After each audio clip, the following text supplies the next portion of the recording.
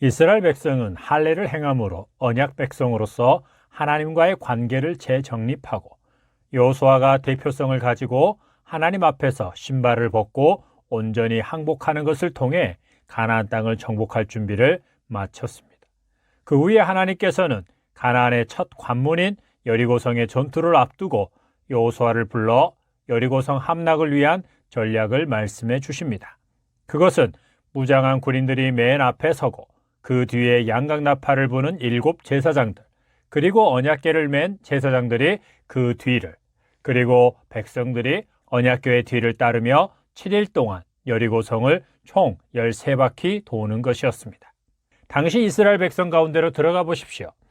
견고하고 웅장한 성, 초롱성 같고 난공불락의 성인 여리고성이 가나안 땅 입구를 막아서고 있습니다. 이스라엘 백성이 그 성을 점령하는 것은 불가능한 것이었습니다. 그때 지도자인 여호수아가 하나님께서 알려주신 전략이라고 하면서 여리고성을 7일 동안 13바퀴 돌자고 합니다. 그러면 여리고성이 무너진다는 것입니다. 13바퀴를 도는 것과 여리고성이 무너진 것과는 무슨 상관이 있는 것입니까? 사실 아무 상관이 없습니다. 결과적으로 13바퀴를 돌아서 여리고성이 무너진 것이 아니기 때문입니다. 여호수아가 말한 전략은 터무니없는 것이었습니다. 말도 안 되는 것이었습니다. 그래서 이스라엘 백성의 근성으로 볼 때 출애굽 1세대가 홍해 앞에서 마실 물이 없을 때, 고기를 먹고 싶을 때 그랬던 것처럼 원망과 불평을 늘어놓기에 충분한 것이었습니다. 그리고 어쩔 수 없이 여리고성을 돌기 시작했더라도 도는 동안 여기저기서 툴툴거리며 웅성웅성했을 것입니다. 그것을 잘 아시는 하나님께서는 13바퀴를 다 돌 때까지 어떤 말도 입 밖으로 내지 말라고 하셨습니다. 하나님께서 이스라엘 백성에게 요구하신 것은 여리고성을 돌아라, 그리고 아무 소리도 내지 말아라입니다. 하나님께서 명령하신 것이 이해가 안 되고 납득이 되지 않더라도 아무 말도 하지 말고 무조건 따르라는 것입니다. 바로 절대 순종을 요구하신 것입니다. 13바퀴를 돌았느냐, 소리를 질렀느냐가 아니라 하나님의 말씀에 토를 달지 않고 절대 순종했느냐가 중요했던 것입니다. 말도 안 되는 전략, 전무후무한 전략, 속된 말로 개죽음 당할 수도 있는 전략이었지만 군소리하지 않고 절대 순종함으로 여리고성이 무너진 것입니다.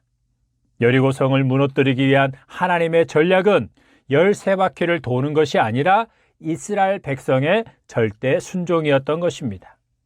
여리고성이 무너진 사건은 우리 삶에 무너뜨려야 할 것이 있거나 정복해야 할 것이 있으면 그 건물이나 그 지역, 그 공간에 가서 땅밟기를 하면 된다는 것을 가르쳐 주는 것이 아닙니다.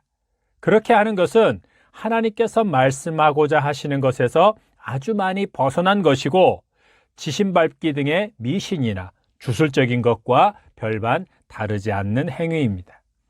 여리고성은 땅밟기와 양각나팔 소리와 함성으로 무너진 것이 아닙니다. 하나님께서 말씀하신 것이 상식적으로 말도 안 되고 불가능한 방법이었듯이 이스라엘 백성이 7일 동안 13바퀴를 돌면서 입 밖으로 한마디의 말도 내뱉지 않고 침묵을 지킨다는 것 또한 거의 불가능한 것이었습니다.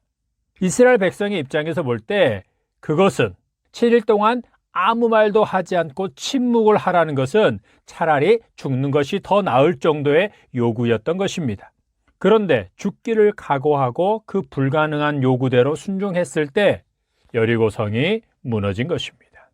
하나님께서는 여리고성 전투를 통해 앞으로 치르게 될 모든 싸움에서 가장 중요한 것은 전술이나 전략이 아니라 하나님께 절대 복종하는 것이라는 것을 확실하게 보여주신 것입니다. 하나님의 말씀에 죽기를 각오하고 절대 순종해야만 하나님께서 이기게 해주시고 가나안 땅을 다 정복할 수 있다는 것입니다. 21세기에 여러분은 하나님의 말씀을 절대 진리로 믿고 있습니까?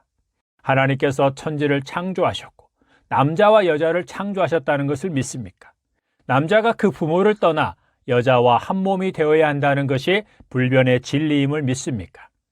성경은 남성 중심의 시대에 기록된 책이요, 신중심주의 시대, 곧 신권이 강조되고 상대적으로 인권은 무시되던 시대에 기록된 책이기 때문에 성평등 시대와 인권을 중요하게 여기는 시대에 맞게 재해석되고 적용되어야 한다고 생각하지는 않습니까? 여러분은 예수님의 말씀과 사도들의 가르침을 불변의 진리로 믿고 있습니까?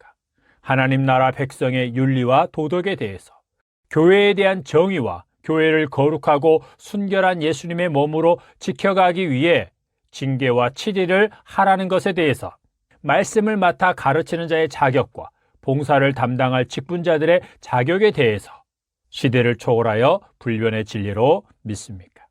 하나님의 말씀을 절대 진리로, 불변의 진리로 믿는다는 것은 그 말씀대로 순종하고 있다는 것입니다. 순종하지 않고 있다면 그는 그 말씀을 절대 진리로 믿지 않고 있는 것입니다. 하나님의 말씀을 절대 진리로 믿지 않는 자가 가나안 땅을 정복하는 경우는 없습니다.